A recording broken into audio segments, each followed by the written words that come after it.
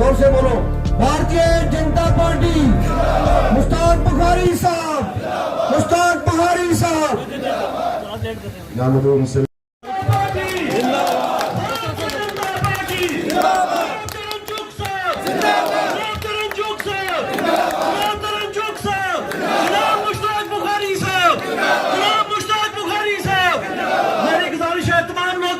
स्वागत करेंगे जनाब तरुण चुग जी का।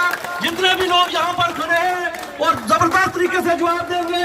भारतीय जनता पार्टी, भारतीय जनता पार्टी, जनाब नरेंद्र मोदी जी, जनाब अमित शाह साहब। तमाम लोगों से गुजारिश है कि वो अपने अपने चेयर्स पे बैठ जाएंगे और आराम से बैठ जाएंगे। के डीडीसी जैसे कि वो तरुण जी को शानदार के उनका स्वागत करेंगे। मैदान दिखाई। भारतीय जनता पार्टी, भारतीय जनता पार्टी, जनाब नरेंद्र मोदी जी, जनाब तरुण चुग साहब, जनाब मुश्ताक बुखारी साहब, जनाब मुश्ताक बुखारी साहब। अब मेरी गुजारिश रहेगी जनाब अब्दुल हमीद मनहास साहब से और सुनील गुप्ता जी से कि वो मुश्ताक बुखारी साहब को शान हुए हमारे बीच। हमारे भारतीय जनता पार्टी के स्टेट के इंचार्ज जनाब तरुण चुग जी मुश्ताक बुखारी साहब आए और अपने कीमती विचार रखें। नहायत ही काबिल एहतराम हमारे बीच उपस्थित जम्मू कश्मीर के इंचार्ज और भारतीय जनता पार्टी के नेशनल जनरल सेक्रेटरी श्रीमान तरुण चुग जी, हमारे बीच हमारे इलाके के एक मायानाज पहाड़ी लीडर जनाब मोहतरम मुश्ताक बुखारी साहब, जनाब हमीद मनाज साहब, मैडम परवाज चौहान जी, अकबाल काजमी साहब, सुनील जी, सलमा जी, जितने भी यहाँ खासकर राजेंद्र गुप्ता जी जो बड़ी जौफिशानी से पूरे रजौरी पुंछ को देख रहे हैं।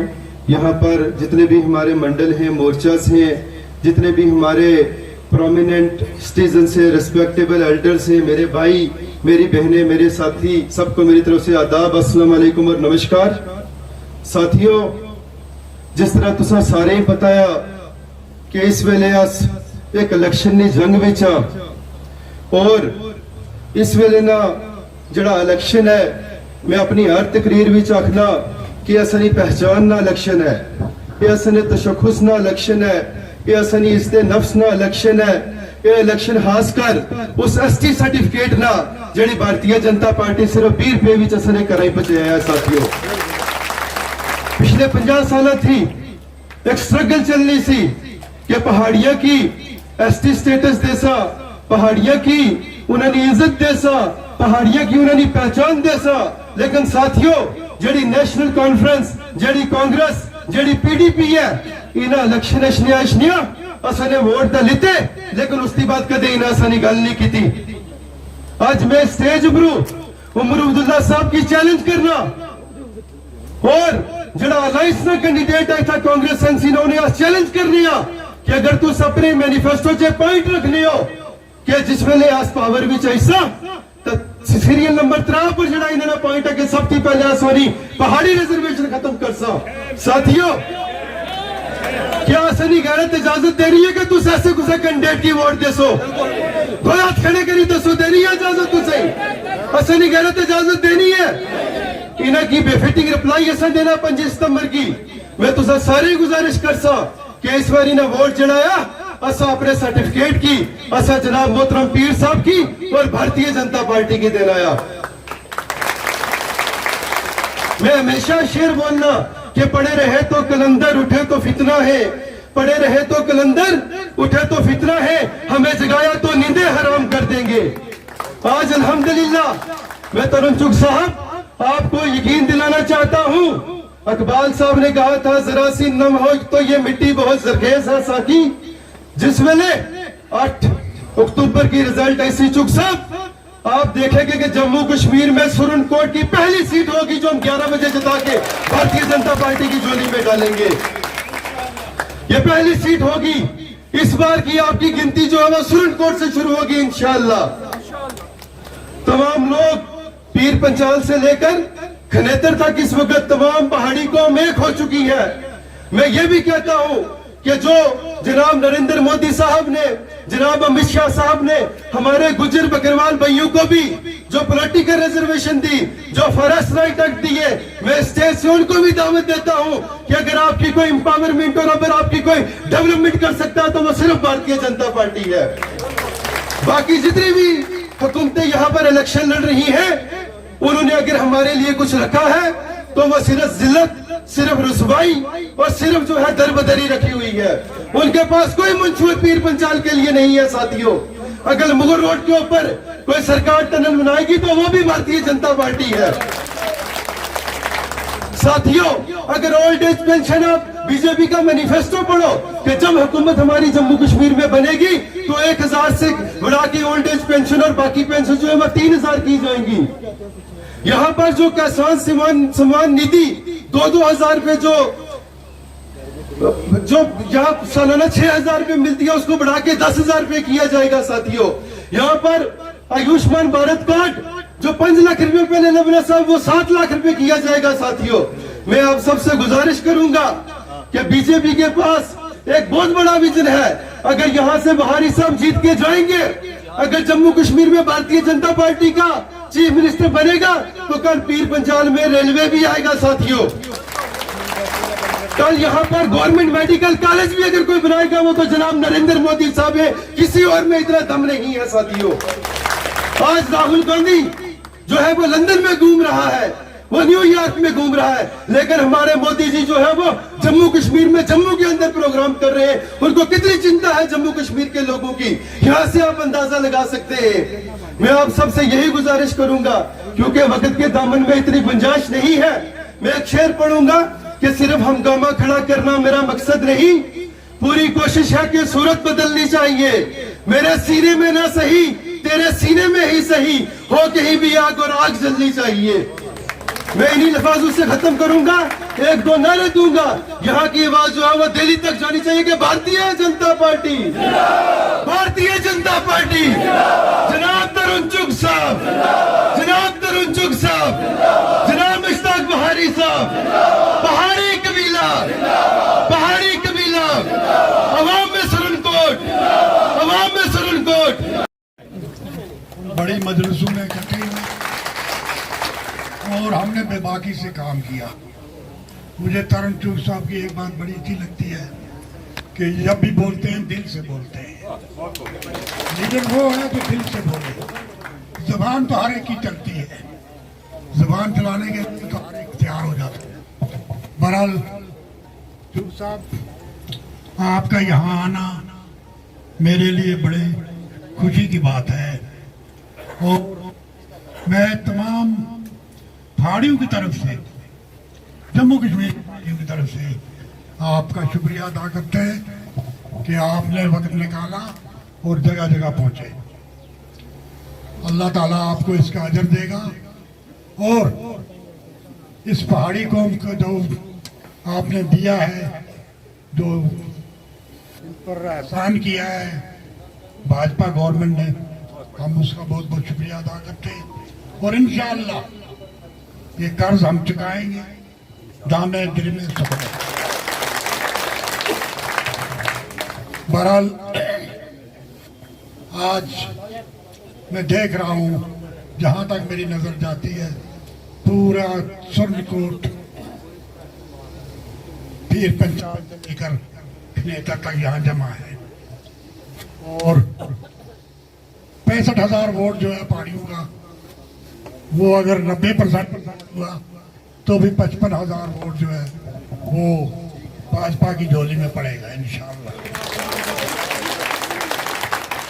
बहरहाल मैं अब ज्यादा देर आपके और चुग साहब के दरमियान नहीं रहना चाहता। मैं चाहूंगा कि चुग साहब की ख्यालात से हमें वाकफियत हो और हम उनका शुक्रिया अदा करें कि उन्होंने हमारे लिए बहुत कुछ किया है। अल्लाह आपको इसका सिला दे।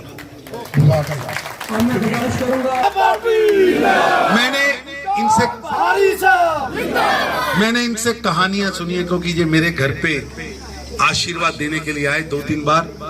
हर बार आते थे, हम गृह मंत्री साहब को मिलने जाते थे, प्रधानमंत्री साहब को मिलने जाते थे। और बड़े बड़े सोने सोने मुंडे सोहेल मलिक ए बुखारी सारे इन्हां दे नाल वधिया वधिया सोनिया सोनिया पग्गा बन के रंग बरगियां कालियां और जो सितारे बने हुए पग्गा बन के आंदे सी मेरे नाल गल्लां कीतियां पहाड़ी च बोलना ना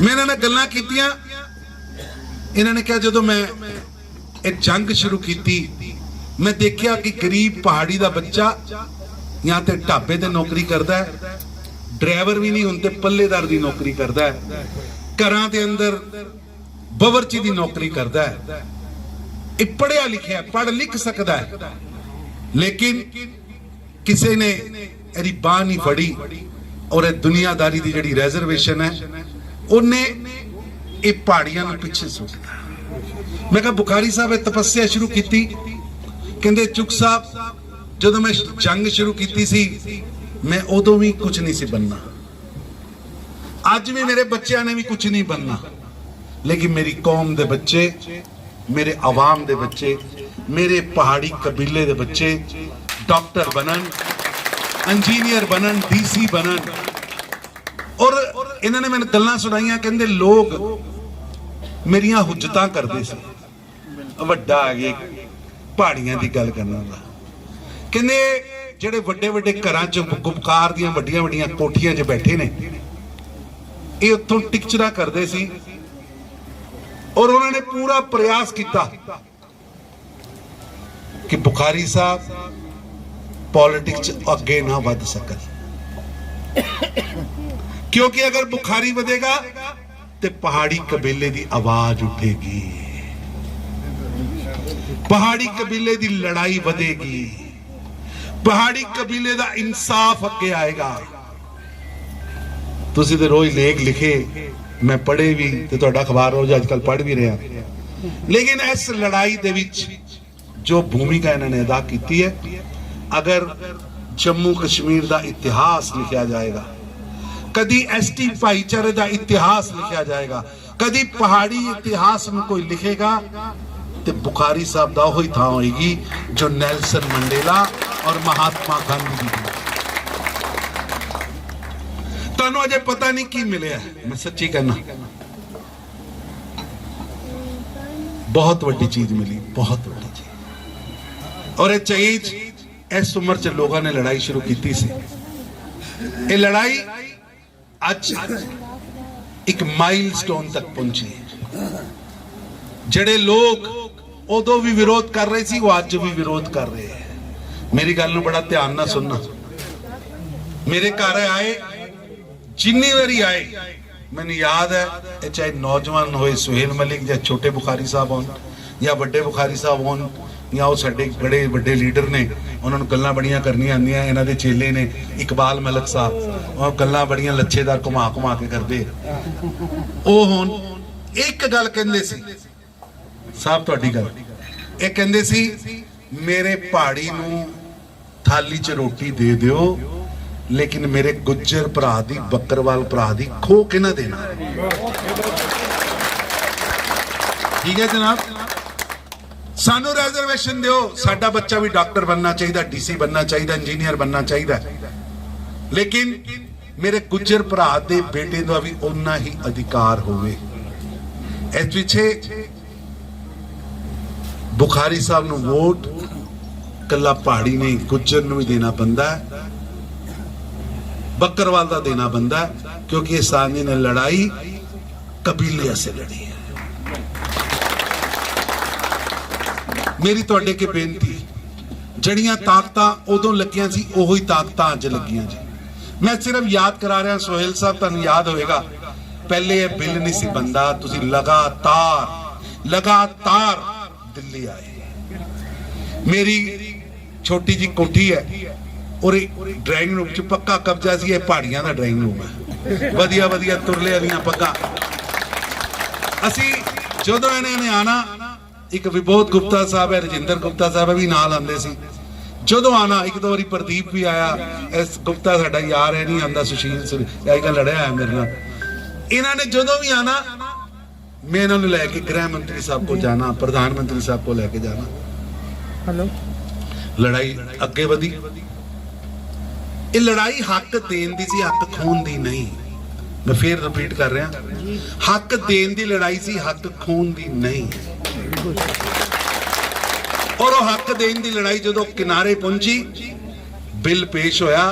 ਇਹ ਜਿਹੜੇ ਅੱਜ ਫਾਰੂਕ ਅਬਦੁੱਲਾ ਸਾਹਿਬ, ਅਬਦੁੱਲਾ ਪਰਿਵਾਰ, ਇਹ ਮੁਫਤੀ ਪਰਿਵਾਰ, ਇਹਨਾਂ ਨੇ ਉੱਥੇ ਆਪਣੇ ਬੰਦਿਆਂ ਨੂੰ ਕਿਹਾ ਕਿ ਇਹ ਬਿੱਲ ਨਹੀਂ ਪਾਸ ਹੋਣਾ ਚਾਹੀਦਾ। ਐਸੀ ਸਥਿਤੀ ਪੈਦਾ ਕਰਤੀ, ਉੱਥੇ ਲੋਕਾਂ ਨੂੰ ਮੈਸੇਜ ਚਲਾ ਗਿਆ ਕਿ ਜੇ ਪਹਾੜੀਆਂ ਨੂੰ ਰਿਜ਼ਰਵੇਸ਼ਨ ਮਿਲ ਗਿਆ ਤੇ ਪੁੰਛ ਰਜੌਰੀ ਚ ਦੰਗੇ ਹੋ ਜਾਣਗੇ, ਬਾਰਾਮੂਲਾ ਚ ਦੰਗੇ ਹੋ ਜਾਣਗੇ। मैं एक नाम भूल गया, माफी चाहना, मेरी पार्टी च नहीं ने, लेकिन बेग साहब, बड़े बेग साहब, मुजफ्फर बेग साहब, उन्होंने भी फोन आने शुरू हो गए जी दंगे हो जाएंगे, पहाड़ी ते गुज्जर लड़ पैणगे। ना दे प्रेशर बनाता, पहाड़ी और गुज्जरां नूं रिजर्वेशन नहीं देनी। असीं फिर इकट्ठे होए, मेरे वाल फिर आए, असीं फिर के ਅਸੀਂ ਉਹਨਾਂ ਨੇ ਕਿਹਾ ਜੀ ਤੁਸੀਂ ਅਮਿਤ ਸ਼ਾਹ ਸਾਹਿਬ ਖੁਦ ਆਓ, ਇਹ ਭਾਈਚਾਰਾ ਹੈ, ਇਹ ਹੱਕ ਖੋਣ ਦੀ ਲੜਾਈ ਨਹੀਂ, ਹੱਕ ਲੈਣ ਦੀ ਲੜਾਈ ਹੈ। ਔਰ ਕਿਸੇ ਦਾ ਖੋਏ